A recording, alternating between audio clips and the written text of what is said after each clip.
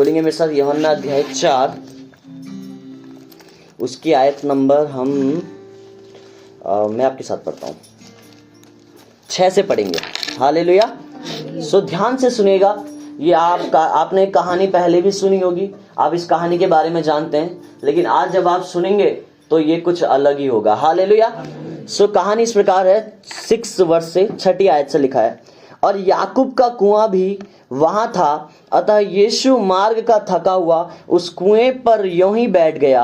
यह बात 6 घंटे के लगभग हुई। इतने में एक सामरी स्त्री जल भरने आई। यीशु ने उससे कहा, मुझे पानी पिला, क्योंकि उसके चेले तो नगर में भोजन मोल लेने को गए थे। उस सामरी स्त्री ने उससे कहा, तू यहूदी होकर मुझ सामरी स्त्री से पानी क्यों मांगता है? क्योंकि यहूदी सामरियों के साथ किसी प्रकार का व्यवहार नहीं रखते। यीशु ने उत्तर दिया, यदि तू परमेश्वर के वरदान को जानती और यह भी जानती कि वह कौन है जो तुझसे कहता है मुझे पानी पिला, तो तुझसे मांगती और वह तुझे जीवन का जल देता। स्त्री ने उससे कहा, हे प्रभु, तेरे पास जल भरने को तो कुछ है भी नहीं और कुआं गहरा है, तो फिर वह जीवन का जल तेरे पास कहां से आया? क्या तू हमारे पिता याकूब से बड़ा है, जिसने हमें यह कुआं दिया और आप ही अपनी संतान और अपने पशुओं समेत इसमें से पिया? यीशु ने उसको उत्तर दिया, जो कोई यह जल पिएगा वह फिर प्यासा होगा, परंतु जो कोई उस जल में से पिएगा जो मैं उसे दूंगा, वह फिर अनंत काल तक प्यासा ना होगा, वरन जो जल में उसे दूंगा वह उसमें एक सोता बन जाएगा जो अनंत जीवन के लिए उमड़ता रहेगा।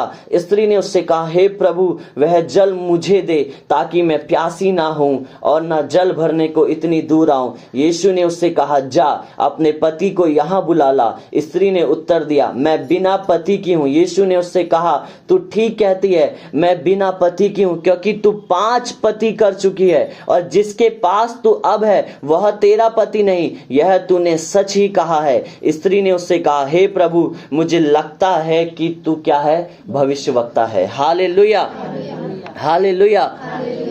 सो परमेश्वर जो है प्रेम करने वाला परमेश्वर, मैंने जिस प्रकार आपको बताया, और जब तक आप उसके प्रेम को नहीं जानेंगे तब तक आप जिस स्तर में हैं उस स्तर से आगे के स्तर में नहीं जा पाएंगे। यदि आप किसी पाप में फंसे हुए हैं तो आप उससे नहीं निकल पाएंगे। यदि आपके परिवार में कुछ आर्थिक समस्या है, आप उससे नहीं निकल पाएंगे। यदि आपके पास जो भी आपके सराउंडिंग है, जो भी आपके चारों तरफ है, आप उन चीजों से तब तक नहीं निकल पाएंगे जब तक आप उसके प्रेम को नहीं जान पाएंगे। हालेलुया। सो आज के समय में सब लोग परमेश्वर के पास आते हैं, और क्यों आते हैं? चंगाई के लिए आते हैं ना, चमत्कार के लिए आते हैं, घर में सही हो जाए, झगड़े खत्म हो जाएं, चीजें फिर से अच्छी हो जाए, इस चीजों के लिए आते हैं। लेकिन परमेश्वर यहां तक सीमित नहीं है। मैं आपको बताना चाहता हूं, यदि आपको परमेश्वर में आते हुए पिछले 4 साल हो गए, 5 साल हो गए, 10 साल हो गए और आपने अब तक बपतिस्मा नहीं लिया है, सो अभी भी आप परमेश्वर से प्रेम नहीं करते। मैं आपको साफ बता रहा हूं। क्यों? क्योंकि अभी भी आपके अंदर शक है कि मैं परमेश्वर से क्या सच में प्रेम करता हूं? क्या मुझे अभी भी बपतिस्मा लेना चाहिए, नहीं लेना चाहिए? ये मैं आपसे क्यों कह रहा हूं? क्योंकि परमेश्वर का प्रेम उसकी आज्ञाओं को पालन करके निर्धारित होता है। हालेलुया। सो परमेश्वर आपसे प्रेम करता है, परमेश्वर आपसे प्रेम करता है। जब आप इस बात को जान जाते हैं कि वो महान परमेश्वर आपसे प्रेम करता है, और जब आप उसके प्रेम में और बढ़ते हैं, तो आपके चारों तरफ की सारी परिस्थितियां खुद ब खुद ठीक होने लग जाती हैं। लेकिन जब आप उसके प्रेम में नहीं बढ़ते हैं, उसको जानने की कोशिश नहीं करते हैं, एक दिन आप उसके साथ बैठे, अगले दिन आप फिर से वैसे लुढ़क गए, एक दिन फिर से बैठे, अगले दिन वैसे लुढ़क गए, सो परमेश्वर जो है उस चीज में जो है आपकी मदद नहीं कर सकता है। हालेलुया। क्या आप मुझे सुन पा रहे हैं? हालेलुया। सो परमेश्वर के प्रेम में बढ़ना बहुत जरूरी है। जब आपके जीवन में प्रेम है तभी सब कुछ है। क्योंकि बाइबल में 1 कुरिन्थियों अध्याय 13 में इस प्रकार लिखा है कि प्रेम सबसे बढ़कर है। आशा, विश्वास और प्रेम तीनों क्या है? बराबर हैं। लेकिन फिर भी वो पौलुस उसके बाद क्या कहता है कि प्रेम इनमें सबसे बड़ा है। हालेलुया। सो आप बात को समझ पा रहे हैं? सो परमेश्वर, और जब आप यीशु मसीह का कारण भी देखेंगे, वो इसलिए ही देखेंगे जिस प्रकार हम यूहन्ना 3:16 में देखते हैं कि परमेश्वर ने जगत से ऐसा प्रेम रखा। आपको पता है परमेश्वर ने आपसे प्रेम रखा, प्रेम किया नहीं।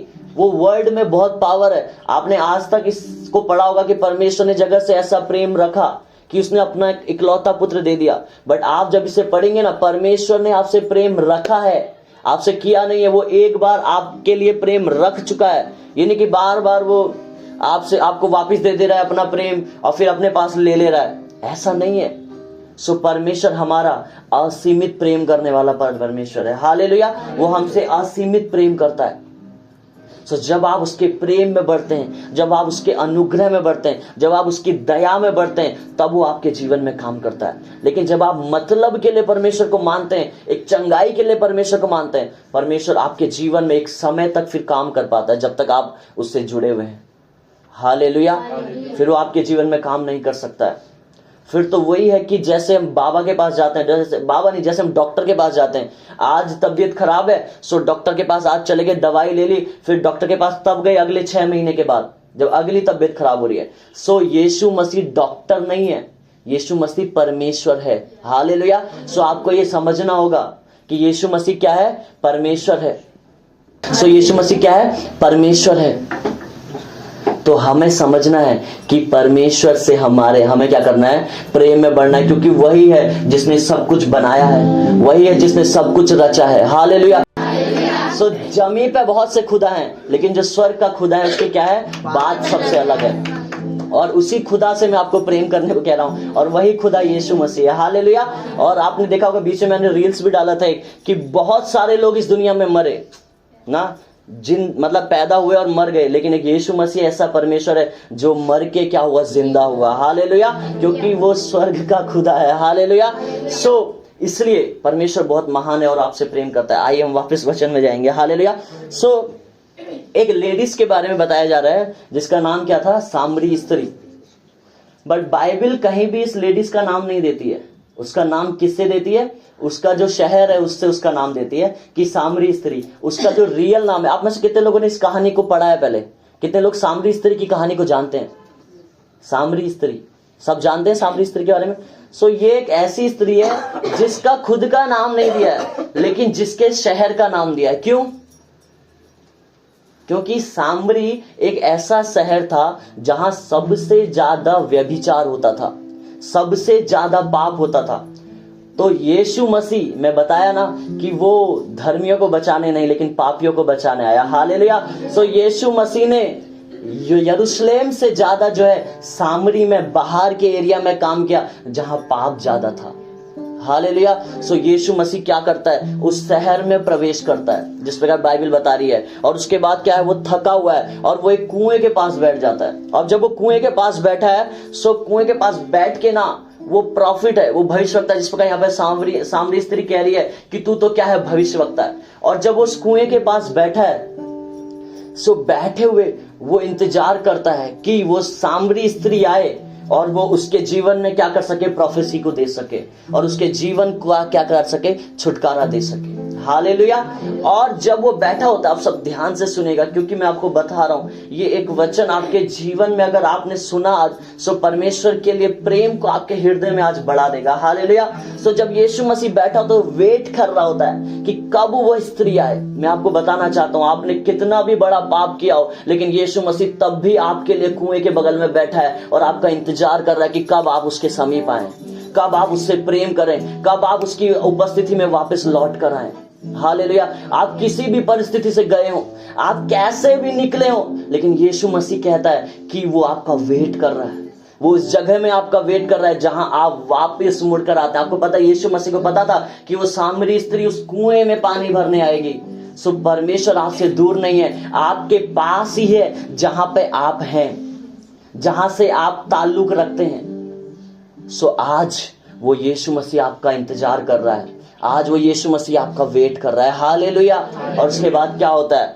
जब हम 7वीं आयत पढ़ते हैं, इतने में एक सामरी स्त्री क्या हुई? जल भरने आई। यीशु ने उससे कहा, मुझे पानी पिला। हालेलुया। सब क्या होता है? सामरी स्त्री इस कुएं के पास आ जाती है और यीशु मसीह वहां पे बैठा है। और जब वो वहां पे आती है और यीशु मसीह खुद उससे बात करता है और क्या कहता है कि मुझे क्या कर?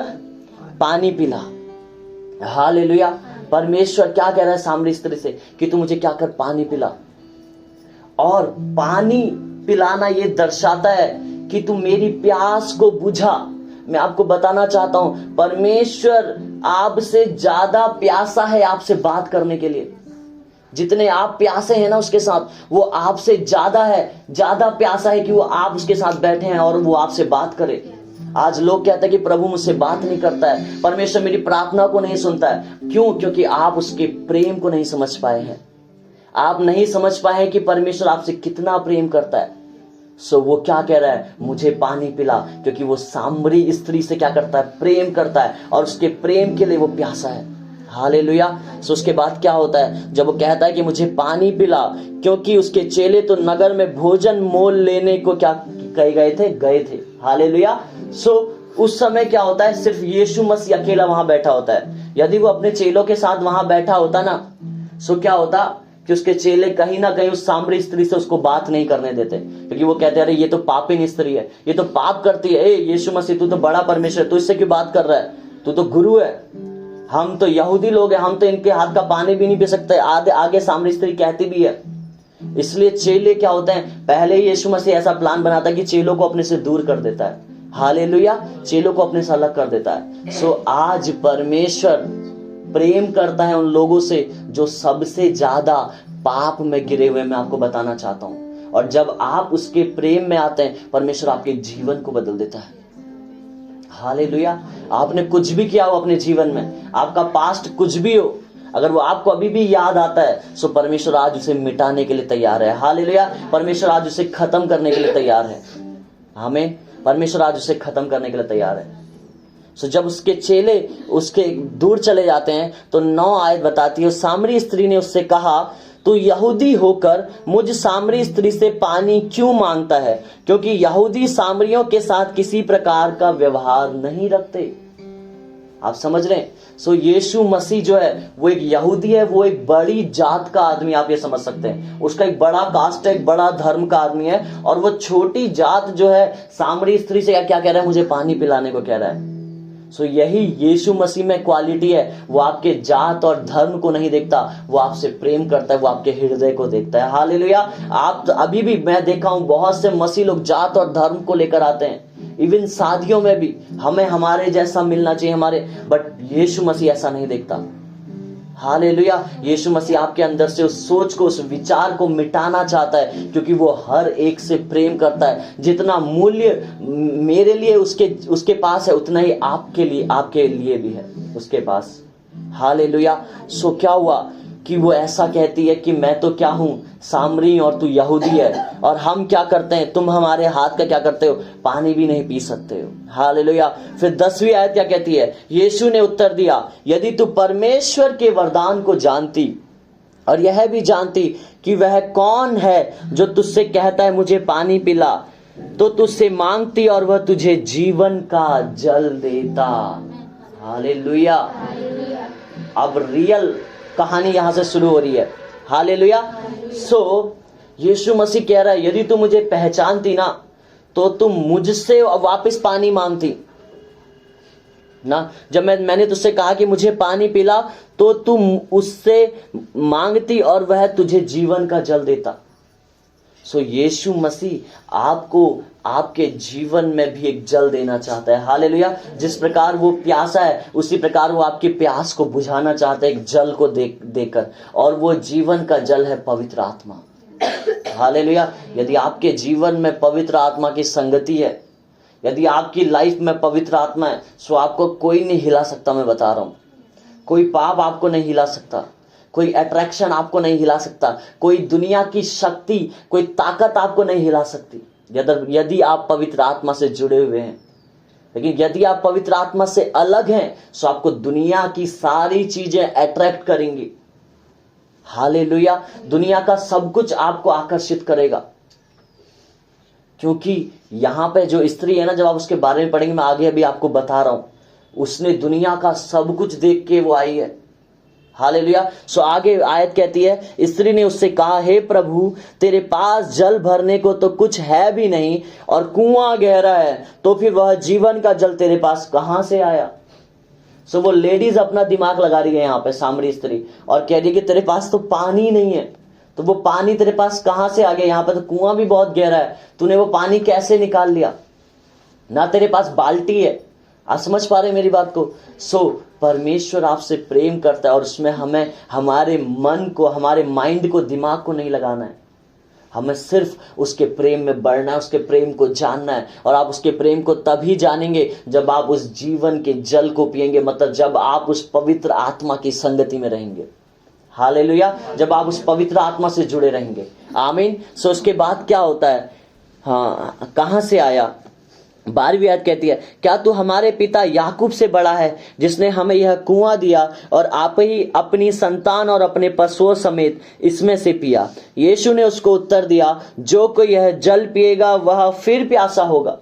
हालेलुया। यीशु मसीह उसे समझा रहा है कि जो इस पानी को पिएगा, जो कुएं का है, वो दोबारा उसको प्यास लग सकती है। लेकिन आगे यीशु मसीह कह रहा है, यीशु ने कहा परंतु जो कोई उस जल में से पिएगा जो मैं उसे दूंगा, वह फिर अनंत काल तक प्यासा ना होगा। हालेलुया।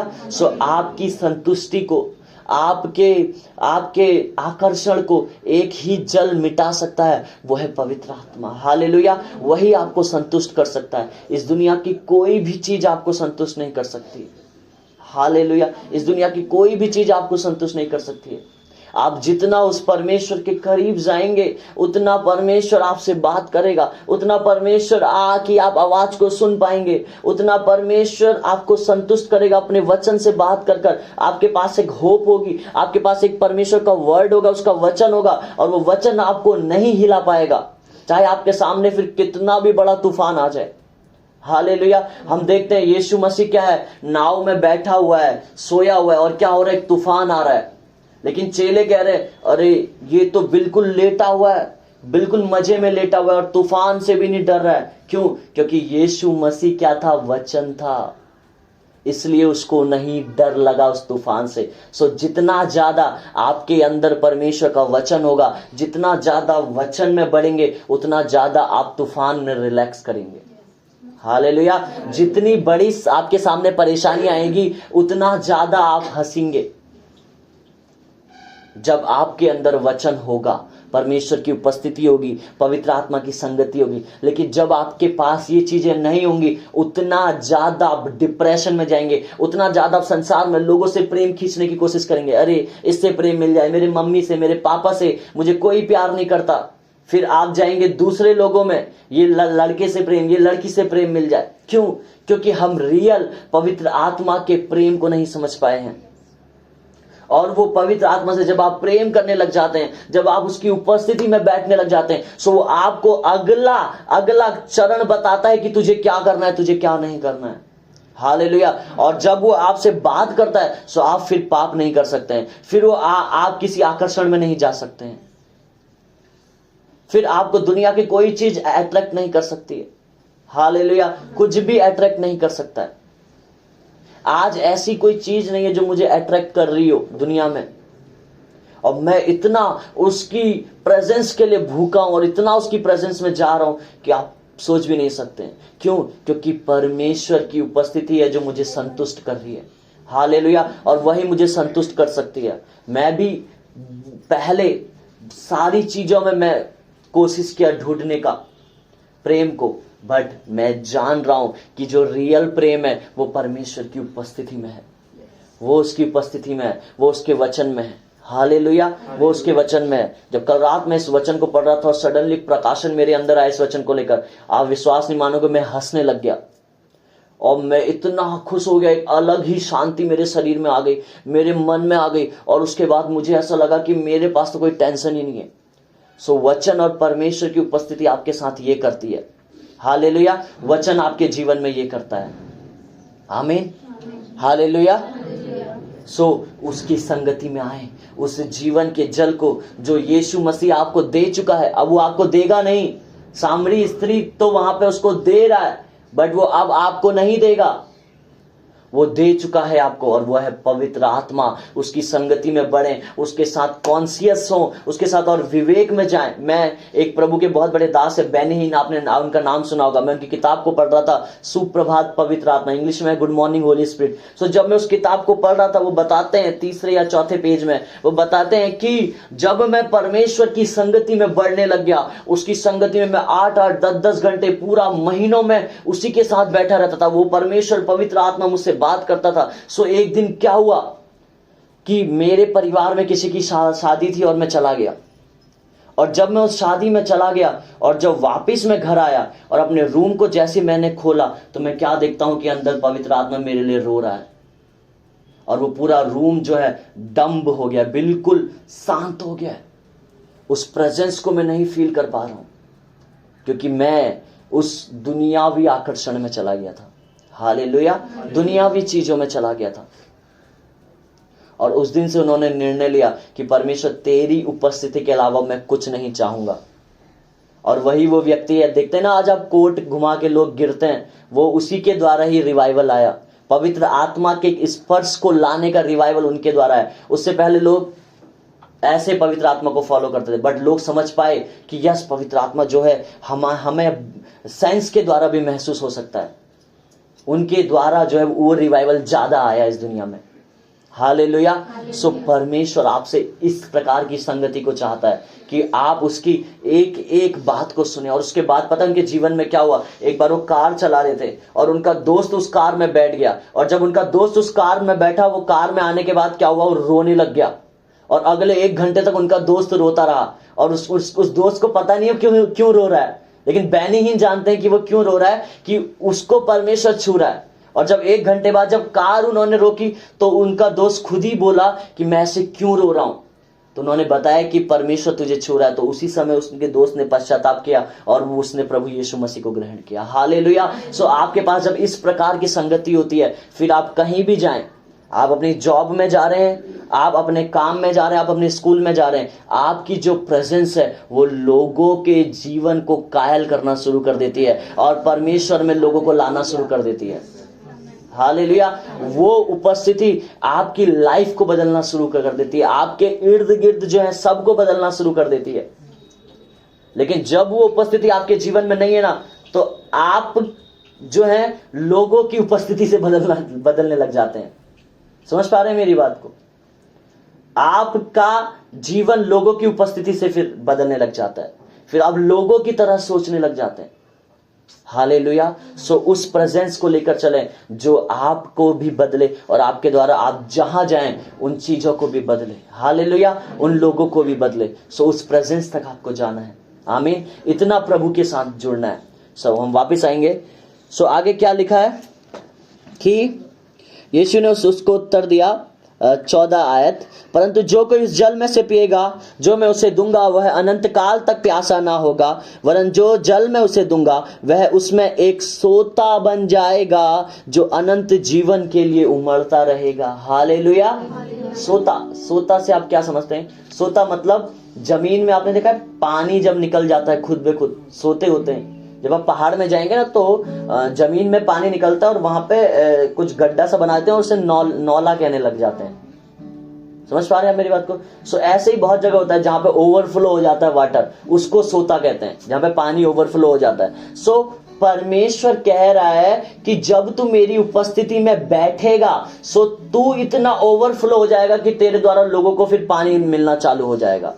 हालेलुया। क्योंकि वो पानी फिर जमीन से बाहर निकलना चालू हो जाएगा। और जमीन जो है वो हृदय को दर्शाती है और जीवन जल की नदियां कहाँ है? हमारे हृदय के अंदर है। सो जब वो हृदय के अंदर है जीवन जल की नदियां, और जब हम उस पर काम करते हैं परमेश्वर की उपस्थिति में बैठकर, सो जब वो बाहर निकलेगी सो उस नदी, उस पानी के द्वारा, उस सोते के द्वारा और लोग भी पीना चालू कर देंगे और लोग भी आशीषित होने लग जाएंगे।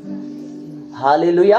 सो परमेश्वर आपको ऐसा बनाना चाहता है कि आपके द्वारा क्या हो? दूसरे भी आशीषित हो। आमीन। दूसरे भी आशीषित हो। हालेलुया। फिर आगे कहता है कि उमड़ता रहेगा अनंत जीवन के लिए। फिर 15वीं आयत में स्त्री ने उससे कहा, हे प्रभु वह जल मुझे दे ताकि मैं प्यासी ना हूं और ना जल भरने को इतनी दूर आऊं। हालेलुया। सो अभी भी वो इस अपने ही दिमाग को लगा रही है और कह रही है परमेश्वर वो पानी मुझे दे। वो सोच रही है कि उसके पास कोई बोतल वोटल रखी है पानी की, या कोई टैंकर वैंकर उसने इकट्ठा कर रखा, उसका कोई खुद का कुआं है, वैसा सोच रही है। तो जिससे वो क्या कह रही है कि मुझे क्या कर, ये पानी दे जिससे मैं क्या करूं, इस कुएं के पास दोबारा ना हूं, इतनी दूर मुझे क्या करना पड़े, आना ना पड़े। हालेलुया, इतनी दूर मुझे आना ना पड़े। वो ऐसा सोच रही है, लेकिन यीशु मसीह कुछ और ही सोच रहा है उसके बारे में। हालेलुया, यीशु मसीह कुछ और ही उसे बदलना चाह रहा है। अब हम आगे पढ़ेंगे, लिखा है यीशु ने उससे कहा जा अपने पति को यहां बुला ला। आप समझ रहे हैं, यीशु मसीह जानता है कि उसके जीवन में क्या है, बट वो फिर भी क्या कह रहा है, अपने पति को क्या कर, यहां बुला ला। क्यों वो ऐसा कह रहा है? क्योंकि यीशु मसीह अब उसके जीवन को बदलने के लिए बहुत गहरी बात उसके जीवन में बोलने जा रहा है। हालेलुया, एक बहुत गहरी चीज उसकी लाइफ में वो बोलने जा रहा है। आमीन। और जब यीशु मसीह क्या कह रहा है कि अपने पति को यहां बुलाकर ला, मतलब कौन है पति जो तुझे संतुष्ट कर रहा है, मुझे दिखा। यीशु मसीह कह रहा है हस्बैंड, इस दुनिया में हस्बैंड वाइफ का एक रिश्ता ऐसा है परमेश्वर के बाद जो सबसे बड़ा माना जाता है। हालेलुया। और परमेश्वर के बाद यदि कोई एक दूसरे को संतुष्ट कर सकता है वो दो ही हैं। सो यीशु मसीह यही कह रहा है, जो तुझे संतुष्ट कर रहा है तू क्या कर, उसे मेरे पास लेकर आ, अपने पति को मेरे पास लेकर आ। बट आगे क्या है, वो कहती है, स्त्री ने उत्तर दिया मैं बिना पति की हूं। यीशु ने उससे कहा तू ठीक कहती है, मैं बिना पति की हूं, क्योंकि तू 5 पति कर चुकी है और जिसके पास तू अब है वह भी तेरा पति नहीं, यह तूने सच ही कहा है। हालेलुया।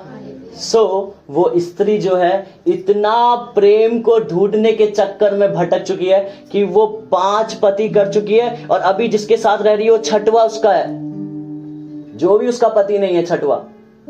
समझ पा रहे हैं? हालेलुया। सो 6वां उसका है इस समय में।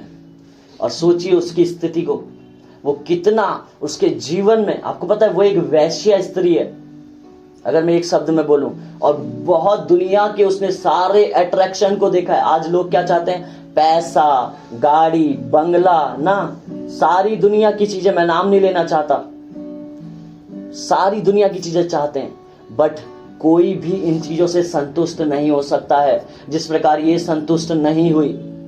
हालेलुया, ये यहाँ पर संतुष्ट नहीं हो पाई। आप इसकी परिस्थिति को देखिए कि जिन चीजों को वो करके आ रही है वो उसके लिए व्यर्थ है और वो संतुष्ट नहीं है। हालेलुया, वो संतुष्ट नहीं है। मैं आपको बताना चाहता हूं, आप अगर सोचते हैं कि मैं अच्छा घर बना लूंगा, अच्छी गाड़ी ले लूंगा, अच्छा सब कुछ कर लूंगा, तो आप संतुष्ट नहीं हो सकते हैं। अगर आज आपके पास 2 करोड़ का घर है ना, कल आपको 10 करोड़ का फिर चाहिए होगा और उसके लिए फिर आपको टेंशन, अरे मैं क्या करूं, क्या बिजनेस करूं, क्या मैं काम करूं। समझ पा रहे हैं? लेकिन जब आपके पास यीशु मसीह होगा ना और पवित्र आत्मा होगा, उसकी उपस्थिति होगी, सो लोग आपके पास आएंगे और ऐसे ऐसे करोड़ों के घर आपके नाम करके जाएंगे। मैं आपको बता रहा हूं। हालेलुया। क्योंकि एक जगह प्रभु का वचन बताता है कि पापी लोग जितना इकट्ठा कर रहे हैं वो हमारे लिए कर रहे हैं। हालेलुया। सो ये बहुत डीप बात है। समझ पा रहे हैं मेरी बात को? आप जितने भी बड़े बड़े हमारे देश के अमीर आदमी को देख लें, जितनी भी बिलियंस उनकी प्रॉपर्टी है, वो सब धर्मियों की आने वाले टाइम में। हालेलुया। वो सब धर्मियों का है और वो परमेश्वर आपको देने जा रहा है। हालेलुया। जब आप उसकी उपस्थिति में बढ़ रहे हैं और परमेश्वर बहुत लोगों की आर्थिक स्थिति को सही करने जा रहा है, मैं आपको बता रहा हूं, उसने हमारी आर्थिक स्थिति को वो सही कर रहा है। आपकी आर्थिक स्थिति को सही करने जा रहा है। हालेलुया। आप बहुत जल्द हमारे परिवार में एक बहुत बड़ी खुशखबरी को देखने जा रहे हैं। हालेलुया। और वो आ रही है, उसका काम चल रहा है। परमेश्वर उन कामों को कर रहा है। अगर वो हमारे जीवन में उन आशीषों को दे रहा है तो आपके जीवन में भी उन आशीषों को देने जा रहा है। हालेलुया।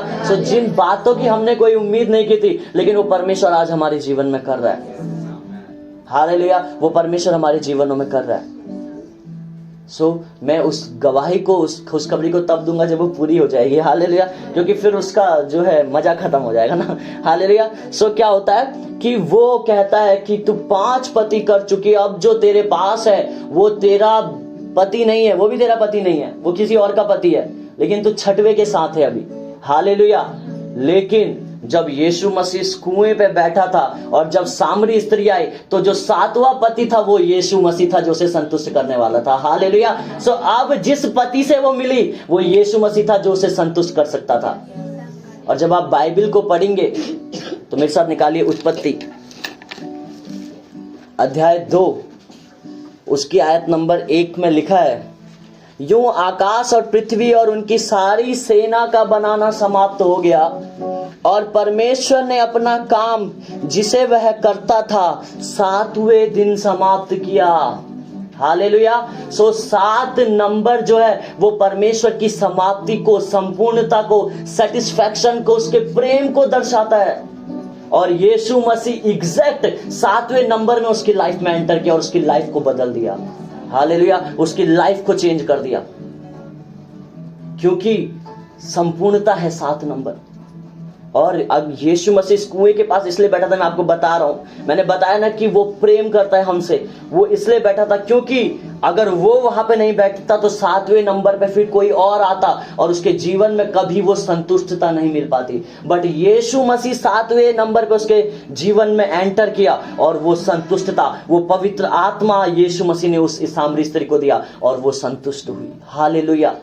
आप समझ पा रहे हैं मेरी बात को? सो यहाँ क्या लिखा है, यो आकाश और पृथ्वी और उनकी सारी सेना का बनाना समाप्त हो गया और परमेश्वर ने अपना काम जिसे वह करता था 7वें दिन समाप्त किया। सो परमेश्वर सब कुछ 7वें दिन फिनिश कर चुका। हालेलुया। और उसके बाद बाइबल बताती है, और उसने अपने किए हुए सारे काम से 7वें दिन क्या किया? विश्राम किया।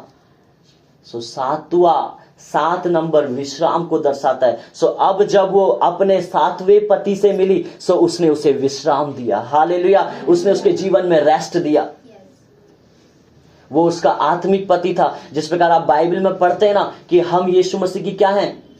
दुल्हन है, और वो हमारा दूल्हा है। ये बाइबल बताती है। क्यों ऐसा बोला है? क्यों ऐसा बोला है? क्योंकि वो जो है वही है जो हमें सेटिस्फाइड कर सकता है, वही है जो हमें संतुष्ट कर सकता है। ये दुनियावी दूल्हा दुल्हन की बात नहीं है, दुनियावी पति पत्नी की बात नहीं की गई है।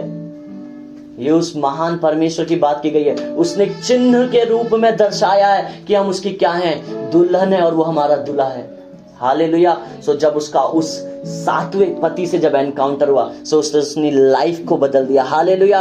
और परमेश्वर ने 7वें दिन को, तीसरी आयत कहती है, मतलब उत्पत्ति 2 का 3 आयत कहती है, और परमेश्वर ने 7वें दिन को आशीष दी और पवित्र ठहराया। हालेलुया।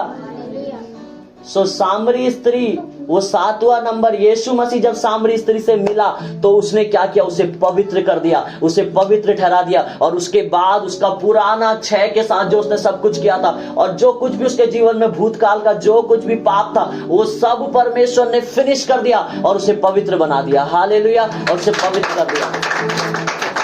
तो ये वो परमेश्वर है जो आपको पवित्र करता है। आप किसी भी परिस्थिति से निकले हो, मैं आपको बता रहा हूं, सिर्फ व्यभिचार ही पाप नहीं है। दुनिया में बहुत से पापों में लोग पड़े हैं। पैसों का लालसा भी पाप है। आपको पता है, पैसों की लालसा करना भी पाप है ना, झूठ बोलना भी पाप है, और बहुत सारी चीजें हैं। दुनिया पे भरोसा रखना, किसी मनुष्य पे भरोसा रखना भी पाप है। हालेलुया। परमेश्वर का वचन बताता है, श्रापित है वो मनुष्य जो मनुष्य पे भरोसा रखता है। तो आप कर्ज हैं, आपके ऊपर श्राप है यदि आप किसी इंसान पे भरोसा रख रहे हैं। तो वो मैं ऐसा क्यों कह रहा हूं? क्योंकि परमेश्वर ही रियल है जो आपको संतुष्ट कर सकता है। हालेलुया। सो परमेश्वर ही है जो आपको संतुष्टि दे सकता है। सो उसको क्या किया? उसके जीवन में उसने क्या किया? एंटर किया और उसको उसके पापों से छुटकारा दिया, उसके अभिशापों से छुटकारा दिया, उसके बंधनों को तोड़ा। हालेलुया। उसके जीवन को फिर से उसने नया कर दिया। यदि आप अपने जीवन में कुछ भी पास्ट में बुरे से बुरा देखें, आपकी लाइफ में बुरे से बुरा हुआ है, लेकिन परमेश्वर जो है आज उन सब को नया कर रहा है। हालेलुया। परमेश्वर सारी चीजों को आपके जीवन में नया कर रहा है, मैं कह रहा हूं, और आपको फिर से वो खड़ा कर रहा है कि आप उसके प्रेम में बढ़ सकें। हालेलुया। और आप उसके प्रेम में और ऊंचा जा सकें और उसके प्रेम की गहराई को जान सकें। हालेलुया। सो उसके बाद क्या हुआ? उसके बाद जब हम पढ़ते हैं 25वीं आयत, यूहन्ना 4 का 25, तो वो वहां पे क्या कहता है, स्त्री ने उससे कहा, मैं जानती हूं कि मसीह जो ख्रिस्त कहलाता है आने वाला है, जब वह आएगा तो हमें सब बातें बता देगा। यीशु ने उससे कहा, मैं जो तुझसे बोल रहा हूं वही हूं। हालेलुया। सो अब वो बता रहा है यीशु मसीह कि अब तुझे कहीं जाने की जरूरत नहीं है, अब तुझे कोई पति नहीं ढूंढना है, अब तुझे दुनिया के आकर्षण में नहीं जाना है, लेकिन अब जो है वो मैं ही तेरा सब कुछ हूं। और अब तू मेरे पीछे चल, तू मेरी आराधना कर और मेरी आज्ञाओं को मान, तो मैं तेरा आज सब कुछ बदल चुका हूं। हालेलुया। सो परमेश्वर आपका सब कुछ बदल चुका है। सो आपका पास्ट वो नहीं देख रहा है, आपका भूतकाल वो नहीं देख रहा है। हालेलुया। वो आपको बदलने के लिए तैयार है, वो आपको बदल रहा है। हालेलुया। वो आपको बदल रहा है। 28वीं आयत कहती है, तब स्त्री अपना घड़ा छोड़कर नगर में चली गई और लोगों से क्या करी, कहने लगी, आओ एक मनुष्य को देखो जिसने सब कुछ जो मैंने किया मुझे बता दिया, कहीं यही तो मसीह नहीं है। हालेलुया। तब स्त्री अपना घड़ा छोड़कर क्या करी, नगर में चली गई और लोगों से क्या हुआ, कहने लग गई। अब देखो, जैसे उसके जीवन में पाप क्षमा हुए, सारी चीजें उसकी नहीं हो गई, उसके अंदर सुसमाचार सुनाने वाला आत्मा आ गया। हालेलुया। और वो लोगों को जाकर यीशु मसीह के बारे में बताने लग गई। सो परमेश्वर का सुसमाचार भी वही सुना सकता है जिसने उसके प्रेम को चखा है। हालेलुया। इसलिए हमें और ज्यादा सुसमाचार सुनाना है, क्योंकि एक जगह पौलुस भी कहता है कि सुसमाचार सुनाना एक मेरे लिए सामर्थ है। सो आप जब सुसमाचार सुनाते हैं, परमेश्वर आपको सामर्थ देता है, पावर देता है आपके शरीर में। हालेलुया। सो परमेश्वर आपके जीवन में प्रवेश करना चाहता है, आपकी लाइफ को बदलना चाहता है। आप उसे आज अनुमति दें। हालेलुया। आज उससे कहें कि परमेश्वर मेरे जीवन को बदल, परमेश्वर मेरी लाइफ को बदल। हालेलुया। प्रभु मेरे जीवन में काम कर। लोग न्याय करते हैं लोगों का, उनके पापों को देखकर। हालेलुया। लोग जब किसी को गलत करता हुआ देख लेना तो क्या होता है, वो उसे पापी समझने लग जाते हैं। बट यीशु मसीह आपको वैसे नहीं देखता है। यीशु मसीह आपको ऐसा देखता है कि जैसे वो आपसे प्रेम करता हो, जैसे आप उसकी दुल्हन हो। हालेलुया। जैसे वो व्यक्ति जिसने पाप किया है वो उसका अपना हो। हालेलुया। सो यीशु मसीह जो है आपसे प्रेम करता है। हालेलुया। यीशु मसीह है जो आपको बचाने आया है, आपके जीवन में काम करने आया है। सो कि कोई यदि आपके सामने पाप कर रहा है तो उसके लिए प्रार्थना करें, उसको उस नजर से ना देखें, उसके जीवन से वो पाप की आत्मा उसे छोड़ कर जाए और उसको परमेश्वर का सुसमाचार सुनाएं और उसे परमेश्वर के भवन में लेकर आएं। और जब यीशु मसीह से उसका एनकाउंटर होगा जैसे सामरी स्त्री का हुआ, तो उसके जीवन में सब कुछ बदल जाएगा। हालेलुया। सब कुछ प्रभु उसके जीवन में चेंज कर देगा। सो आपका नजरिया, आपका देखना परमेश्वर के अनुसार होना चाहिए, आपके अपने और मनुष्य के अनुसार नहीं होना चाहिए। हालेलुया। क्योंकि आप में से बहुत से लोग होंगे जो दूसरों को इस तरीके से देखते हैं। मैं एक सवाल आपसे पूछता हूं, ध्यान से सुनिए। बाइबल में जो सिमसोन था, कितने लोग कहते हैं व्यभिचारी है था? सिमसोन के बारे में सब जानते हैं। पुराने नियम में सिमसोन था, हैं? कितने लोग कहते हैं व्यभिचारी था? कोई नहीं कहता हैं? था नहीं था? बट बाइबल ऐसा नहीं कहती है। जब आप न्यायियों की किताब पढ़ेंगे ना, वहां पे कहीं नहीं लिखा है कि सिमसोन जो है व्यभिचारी था। हालेलुया। सिमसोन जो है व्यभिचारी था, वहां कहीं नहीं लिखा है। आपको पता है, हम सोचते तो हैं कि सिमसोन ने पाप किया, दलीला को सीक्रेट बताया और उसके बाल चले गए और वो मर गया। आप इतना जानते हैं, लेकिन जिस दिन आपको प्रकाशन मिलेगा आपको पता चलेगा कि सिमसोन कितना सामर्थी व्यक्ति था। हालेलुया। कितना पावरफुल आदमी था। मेरे साथ निकालेंगे न्यायियों की किताब। जस परमेश्वर बता रहा है तो मैं आपको बताना चाहता हूं। न्यायियों निकालेंगे मेरे साथ।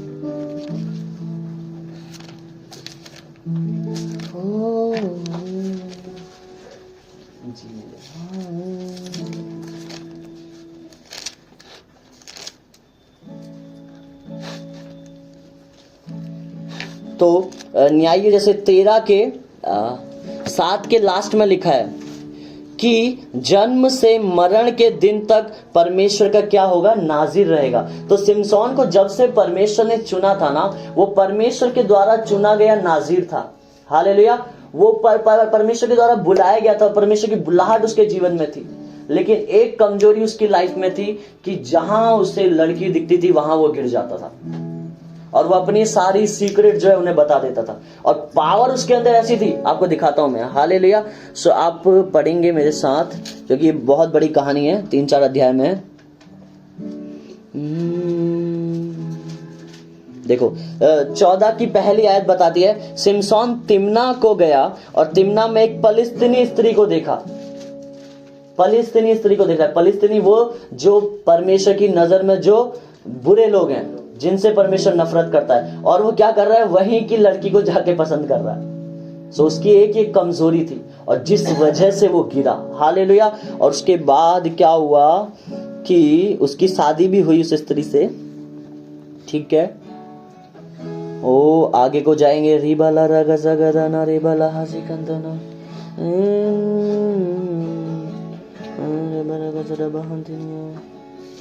ये, हाँ 15 की आयत पढ़ेंगे हम, न्यायों 15 का 14 से पढ़ेंगे, ठीक है। वहां पे लिखा है, वह लही तक आ गया तो पलिश्ती इसको देखकर ललकारने लगे, तब यहोवा का आत्मा उस पर बल से उतरा। हालेलुया।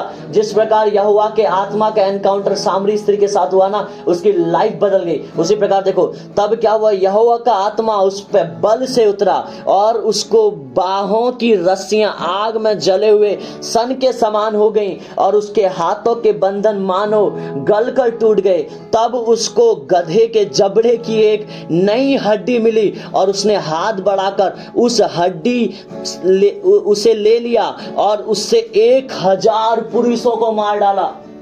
पावर देख रहे हैं आप, उसकी सामर्थ। गधे की जो हड्डी है जबड़े की, वो हड्डी को लेकर 1000 लोगों को खत्म कर दे रहा है, किल कर दे रहा है, और एक बार में। सोचो क्या उसकी स्पीड होगी, कितना उसके पास सामर्थ्य होगी कि 1000 लोगों को वो कत्ल कर दे रहा है। एक जबड़े की, तलवार नहीं है, चाकू नहीं है, कुछ नहीं है उसके हाथ में, एक हड्डी से वो 1000 लोगों को मार दे रहा है। सो इतना सामर्थी वो व्यक्ति था। हालेलुया। इतना सामर्थी वो व्यक्ति था, लेकिन एक गलती की वजह से क्या हुआ, उसने अपनी सामर्थ को खो दिया। हालेलुया। और हम देखेंगे उसके बाद वो कहां हुआ। हालेलुया।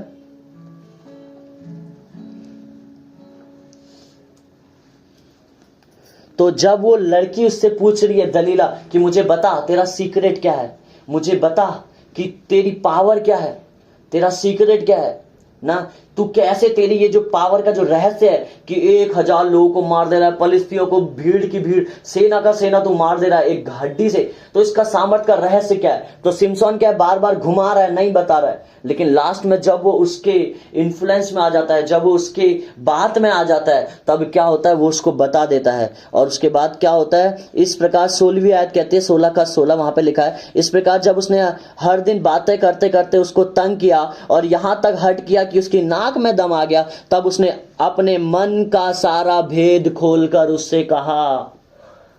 हालेलुया। 16 का 16 आयत है।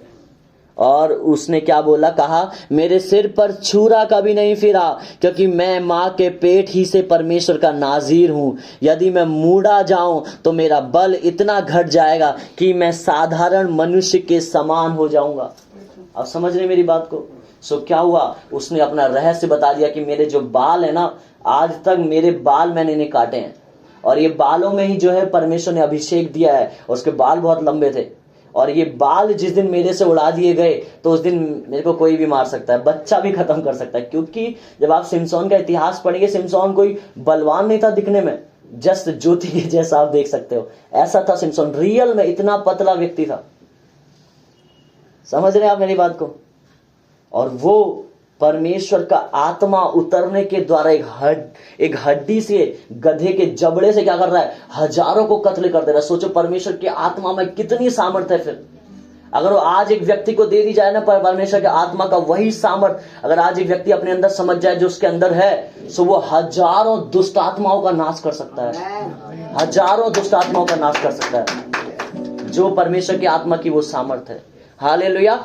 सो उसके बाद क्या हुआ, उसने अपना भेद बता दिया। और उसके बाद क्या हुआ, 19वीं आयत, तब उसने उसको अपने घुटनों पर सुला रखा और एक मनुष्य बुलवाकर उसके सिर की 7 लटें मुंडवा डाली, और वह उसको दबाने लगी और वह निर्बल हो गया। हालेलुया। सो इसलिए जो है, जब आप किसी के साथ रिलेशन रखते हैं, जो परमेश्वर से अनचाहा होता है, तो आप अपने लाइफ के सीक्रेट्स उसके जीवन में रिवील करते हैं। और जब वो आपके लाइफ के रहस्यों को जान जाता है तो वो आपको कभी भी नाश कर सकता है।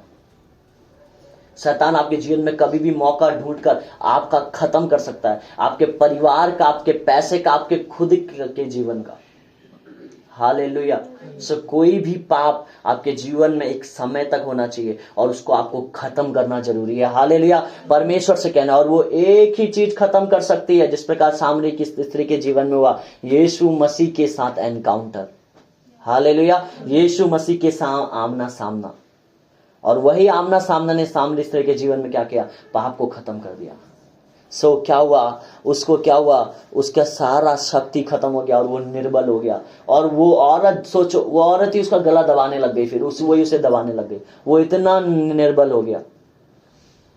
फिर उसके बाद बताते हैं कि 20वीं आयत में, बीच में से मैं पढ़ रहा हूँ, जो 20वीं आयत पहले से नहीं पढ़ रहा हूँ, चलो पहले से पढ़ रहा हूँ। लिखा है, तब उसने कहा, हे सिमसोन पलिश्ती तेरी घात में है। मतलब वो लड़की अब कह रही है कि सिमसोन पलिश्ती तेरे को मारने के लिए आ रहे हैं, ठीक है। और उसके बाद क्या है? तब वह चौंक कर सोचने लगा, मैं पहले के समान बाहर जाकर क्या करूंगा? सबको खत्म कर दूंगा। उसको अभी भी ये लगा कि मेरे अंदर सामर्थ्य है और मैं अभी भी सबको नाश कर दूंगा, लेकिन वो नहीं जानता था कि उसके सर के बाल काट दिए गए जब वो नींद में था। और क्या हुआ उसके बाद? वह ना जानता था कि यहोवा उसके पास से चला गया है। सो जब आपके जीवन से अभिषेक जाता है, सो पवित्र आत्मा भी आपके जीवन से शांत हो जाता है और वो फिर काम नहीं कर पाता है। जिस प्रकार उसकी लाइफ से उसका अभिषेक चला गया, उसके बाल चले गए, सो यहोवा का आत्मा भी उसके में से चला गया। ये लेकिन ये नया नियम है, यहाँ आत्मा जाता नहीं है। यहाँ पवित्र आत्मा पाप करें, कितना भी बड़ा पाप करें, कितना भी बड़ा पुण्य करें, वो आपके अंदर ही रहता है। लेकिन एक चीज जो हटकर होती है वो ये होती है कि वो आपके जीवन में काम नहीं कर पाता है और अंदर ही अंदर बैठ के वो रोता रहता है। हालेलुया। सो क्या हुआ फिर? उसके बाद वो न जानता था। फिर तब 21वें, तब फलिस्तीनी ने उसे पकड़कर उसकी आंखें फोड़ डाली। आपको पता है यहाँ पे आंखें फोड़ने का मतलब क्या है? उसकी मेन चीज जिससे वो देखता और फलिस्तीन को मारता, देखकर वही चीज फलिस्तीन ने सबसे पहले फोड़ी।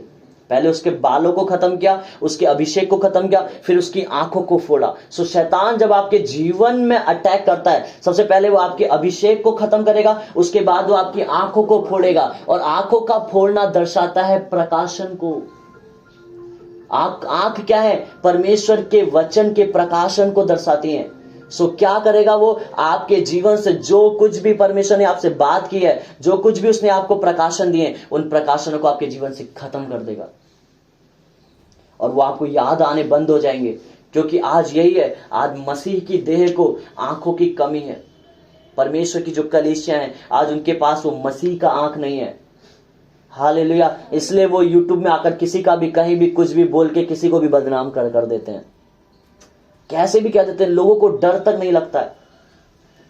सो क्या हुआ? उसकी आंखें फोड़ डाली और उसे क्या है, गाजा को ले जाके पीतल की बेड़ियों से जकड़ लिया और वह बंदी गृह में चक्की पीसने लगा उसके सिर के। और वो क्या हुआ? बंदी गृह में क्या करने लगा? चक्की पीसने लगा। सोचो उसकी ये हालत हो गई। जो व्यक्ति गधे के जबड़े से हजारों को मार दे रहा है, अब उसके जीवन से अभिषेक चला गया है, प्रकाश चला गया है, आंखें चली गई हैं, तो वो क्या कर रहा है? जेल में चक्की पीस रहा है। आज भी ऐसे बहुत से लोग हैं। हालेलुया। सो आज परमेश्वर आपसे कह रहा है, यदि आपने उस प्रेम को खो दिया है, जिस प्रेम को परमेश्वर प्रकाशित वाक्य में कहता है कि तूने उस पहले प्रेम को खो दिया है, सो परमेश्वर फिर से आपके जीवन में वो प्रेम को देने के लिए तैयार है। हालेलुया। फिर से वो आपको बदलने के लिए तैयार है। चाहे आपसे कितनी भी बड़ी गलती क्यों ना हुई हो, परमेश्वर उसको सुधार कर आपको आज पवित्र कर कर फिर से आपको खड़ा करने के लिए तैयार है और अपनी महिमा दिखाने के लिए तैयार है। हालेलुया। सो उसके बाद क्या हुआ कि उसने, जब हम 22वीं आयत पढ़ते हैं, हालेलुया, उसके बाद क्या हुआ? उसके सिर के बाल मुड़ जाने के बाद फिर क्या हुआ? बढ़ने लग गए। हालेलुया। मतलब अभिषेक फिर से उसके जीवन में आने लग गया।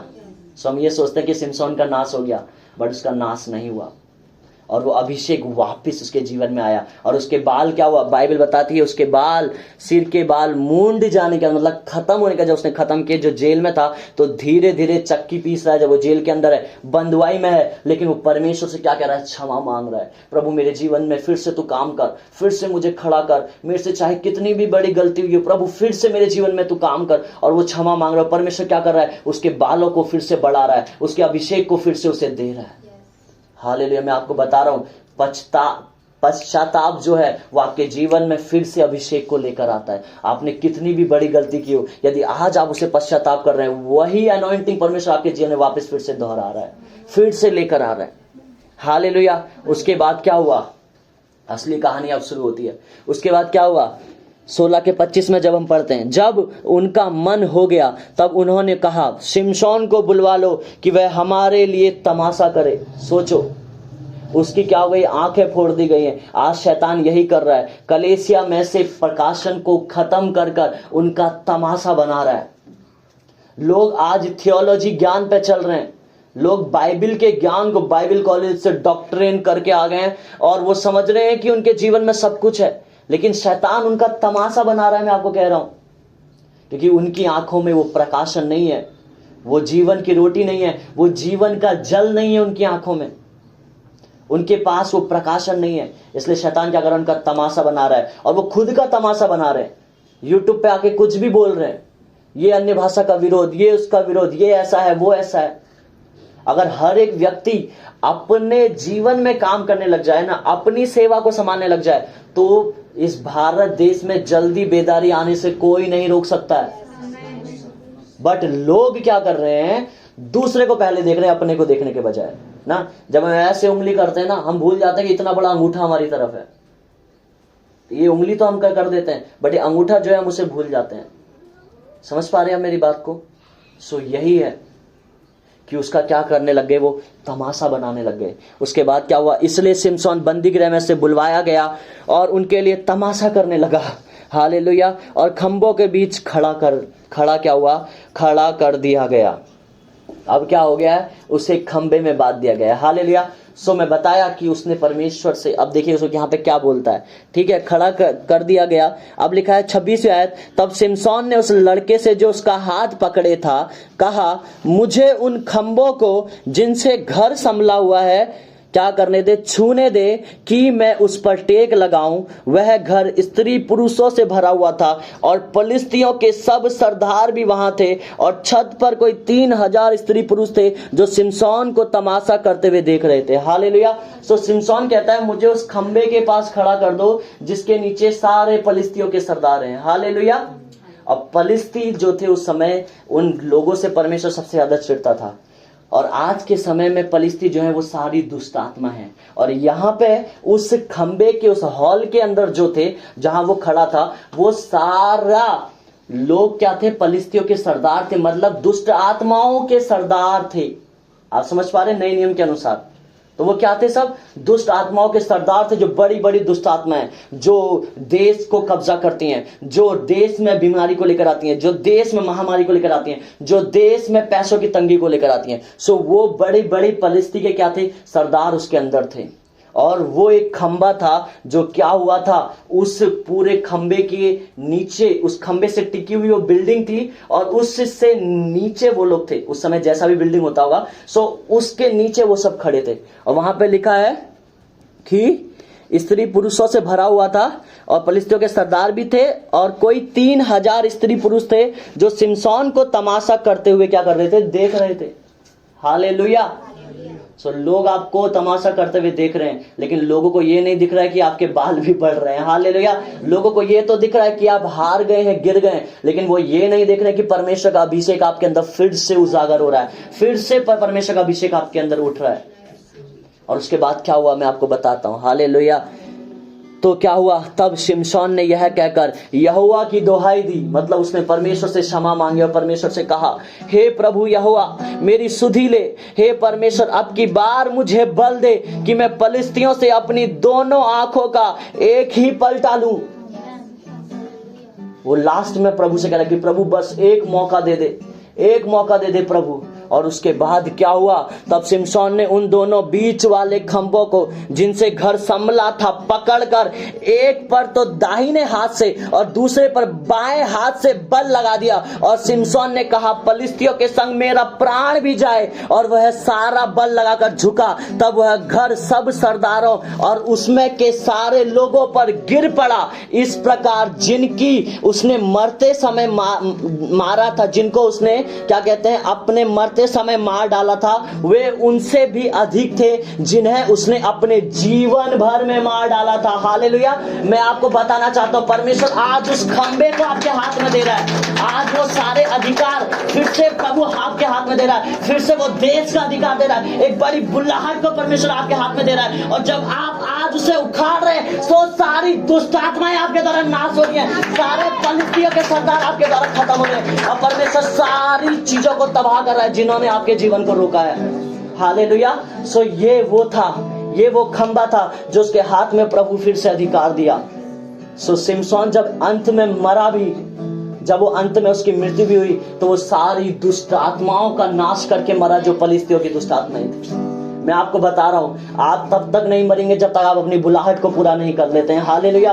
कितनी भी बड़ी गलती आपसे क्यों ना हुई हो, कितना भी बड़ा पाप आपसे क्यों ना हुआ हो, लेकिन यदि आप तैयार हैं, प्रभु से कह रहे हैं, जिस प्रकार सिमसोन ने कहा कि हे पर प्रभु यहोवा मेरी सुधि ले, हे परमेश्वर अब की बार मुझे बल दे दे। यदि आप कह रहे हैं प्रभु एक बार फिर से मेरे जीवन में अभिषेक को वापस दे दे, फिर से अपनी संगति में मुझे ले जा, फिर से वही प्रार्थना जीवन मुझे दे दे, फिर से मैं वैसे ही बाइबल पढ़ने लग, मुझे आप आज उससे कह रहे हैं, तो प्रभु कह रहा है मैंने तेरे हाथ में वो खंबा दे दिया है कि तेरे परिवार की वो अधिकार उसके अंदर है। जो दुष्ट आत्माएं तेरे परिवार को पकड़े हुए हैं, तेरे पैसे को पकड़े हुए हैं, तेरे अट्रैक्शन को पकड़े हुए हैं, या वो दुष्ट आत्मा जो तेरे देश को, तेरे शहर को पकड़े हुए हैं, उस खंबे को आज मैंने तेरे हाथ में दे दिया है। और क्या कर, उसे उन अभिषेक के द्वारा उस खंबे को तोड़ दे जिससे सारी दुष्ट आत्मा तेरे जीवन की नाश हो जाए। हालेलुया। परमेश्वर आज आपके जीवन में करना चाह रहा है, परमेश्वर आज आपको बदलना चाह रहा है। आमीन। हालेलुया। सही क्यों ना हम अपने स्थानों में खड़े हो जाएंगे।